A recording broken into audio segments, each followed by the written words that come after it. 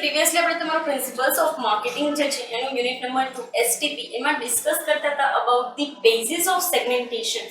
એ segmentation એવી વસ્તુ હતી કે જે નોર્મલી કોઈ પણ કન્ઝ્યુમર ગુડ્સ મેકિંગ કંપની અથવા તો કન્ઝ્યુમર ગુડ્સ મેન્યુફેક્ચરિંગ કંપની જે છે એના માટે સ્પેસિફિક હોય, બરાબર, અથવા તો કોઈ પણ પ્રકારના goods making company goods manufacturing company જે છે એના માટે આ વસ્તુ છે.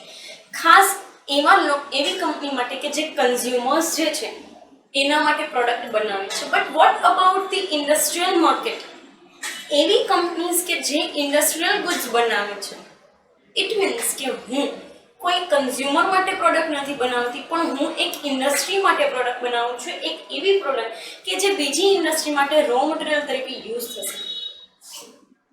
Basically we are talking about the intermediate goods market. એવી વસ્તુનું માર્કેટ કે જેમાં તમે એઝ અ કંપની બીજી કંપની માટે પ્રોડક્ટ બનાવો છો. So your consumer will be or your customer will be one industry or one company, not an individual. એટલે કે કોઈ વ્યક્તિ નહીં હોય પણ એક કંપની હશે. તમારો કન્ઝ્યુમર તમારી સામે જે હશે એ કંપની હશે. હવે આનું સેગમેન્ટેશન કેવી રીતે કરવું? તમને એમ થાય કે મેડમ આ તો અઘરી વસ્તુ થઈ ગઈ, કેમ કે આનું સેગમેન્ટેશન તો કેવી રીતે પોસિબલ છે?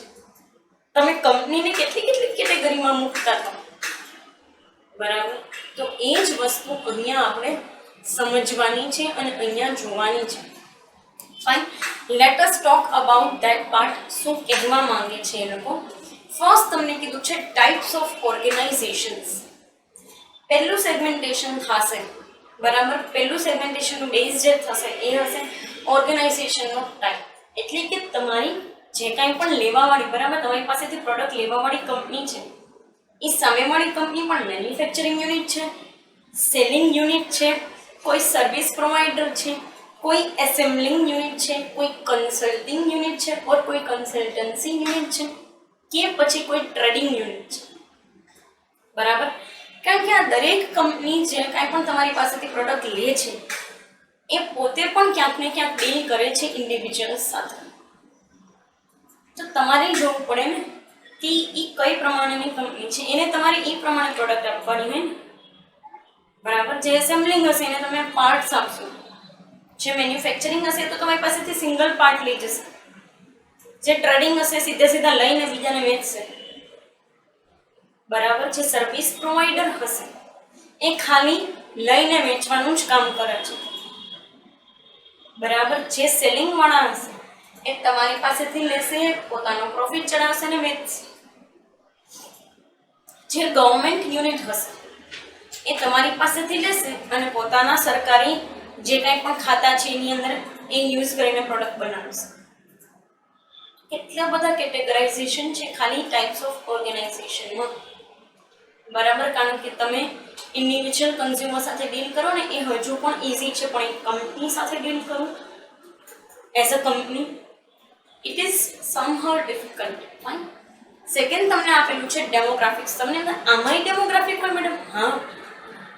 તમારો યુનિટ કઈ જગ્યાએ છે, તમે ક્યાંથી ઓપરેટ થાવ છો, તમારા એમ્પ્લોઈઝ કેટલા જે છે એ સ્ટ્રેન્થવાળા છે અથવા તો કેટલી સારી પ્રોડક્ટ બનાવી શકે એમ છે, તમારી કંપનીની સાઇઝ કેટલી છે, તમારી કંપની સિટીથી કેટલી દૂર છે, તમારી કંપની ટ્રાન્સપોર્ટ કેવી રીતે કરશે, તમારી કંપનીની અંદર તમારી ઓફિસ જે છે એના નંબર ઓફ ઓફિસ કેટલી છે, તમારી કંપનીના મેન્યુફેક્ચરિંગ યુનિટ્સ કેટલા છે, આ તમામ વસ્તુ અફેક્ટ કરે છે. સેલ્સ વોલ્યુમ કેવો છે એ પણ અફેક્ટ કરશે. ફાઇન.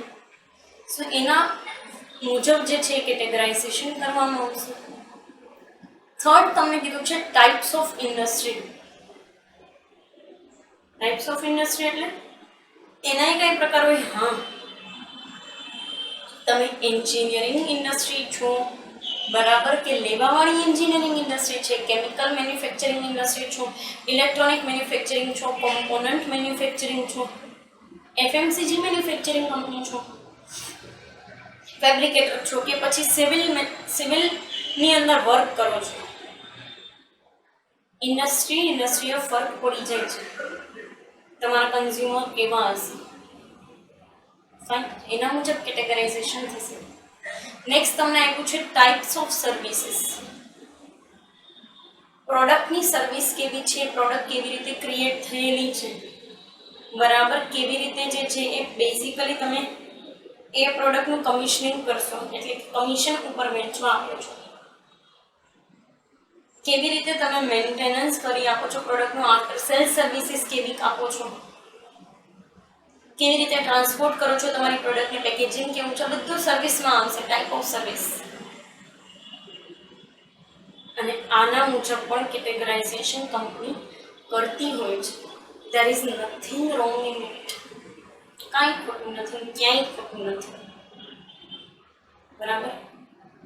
સો બેઝિકલી તમે જો જોવા જાઓ તો આ બધા પર્સપેક્ટિવ જે છે તમને આપેલા જ છે આની અંદર. ફાઇન. અને આ પર્સપેક્ટિવ થ્રુ ઇન્ડસ્ટ્રીયલ માર્કેટની અંદર સેગમેન્ટેશન થાય છે.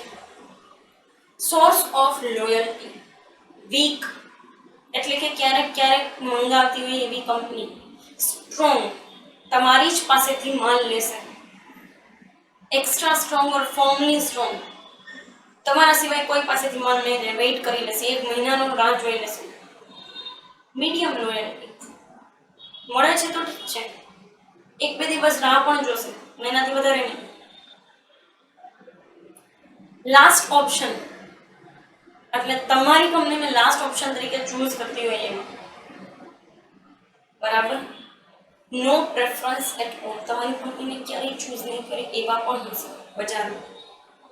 તો આ પ્રમાણે તમારે કેટેગરાઇઝેશન, આ પ્રમાણે તમારે સેગમેન્ટેશન કરવું પડશે. કારણ કે બ્રાન્ડ લોયલ્ટી જેવી રીતે આપણે જોયેલું હતું ને ઇન્ડિવિજ્યુઅલ કન્ઝ્યુમરની અંદર, એ જ રીતે આમાં પણ સોર્સ લોયલ્ટી બહુ અફેક્ટ કરે છે. અને એના દ્વારા તમે સેગમેન્ટાઇઝ કરશો. જે કંપની તમારી સાથે લોયલ નથી એના માટે તમે બિલકુલ પણ અફેક્ટ નહીં થાવ, એના માટે તમે એફર્ટ નથી કરવાનું. કારણ કે ઇન્ડસ્ટ્રીયલ માર્કેટનું એવું છે કે અહીંયા ઇન્ડિવિજ્યુઅલ કન્ઝ્યુમર જેવું નથી. એક કંપની તમારી પાસેથી લાખો રૂપિયાનો માલ લે છે, તો કદાચ બીજી કંપની નહીં લે તો તમને ફરક નહીં પડે કે તમારી કંપનીની ફરક નહીં પડે કે તમારી યુનિટ બંધ થઈ જશે. આમાં એવું કાંઈ નહીં. ફાઇન. સો એક પર્સપેક્ટિવ આપેલો છે. આગળ તમને કીધું છે ટાઈપ ઓફ બાઇંગ મેથડ. ઘણી વખત તમે સાંભળેલું હશે ટેન્ડર, બરાબર. ટેન્ડર બાઇંગ, એક વીકના ટેન્ડર્સ હોય, 15 દિવસના હોય, મહિનાના હોય, 3 મહિનાના હોય છે, 6 મહિનાના પણ હોય, વર્ષ દિવસના પણ. કોન્ટ્રાક્ટ થ્રુ તમે બાઇંગ કરો છો, બરાબર. લીઝિંગ થ્રુ બાઇંગ કરો છો. તમારા કન્ઝ્યુમર કોઈ પણ વેથી તમારી પાસેથી બાય કરી શકે છે પ્રોડક્ટને. એજન્સી થ્રુ પણ એ લોકો બાઇંગ કરતા હોય છે અને સીધા તમારા મેન્યુફેક્ચરિંગ યુનિટ સાથે સંકળાયેલા હોય, જોડાયેલા હોય તો ત્યાંથી નહીં બાઇંગ કરે છે. ફાઇન. સો એક પર્સપેક્ટિવ જે છે આની અંદર તમને આપેલો ટાઈપ ઓફ બાઇંગ મેથડ્સ.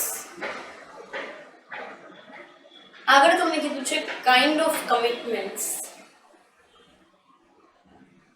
કોઈ પણ કંપની કમિટમેન્ટ કેવું સ્વીકારી શકે કે તમે કમિટમેન્ટ વાઇઝ તમારા કન્ઝ્યુમરને કેવી રીતે જે છે એ કેટેગરાઇઝ કરી શકો છો.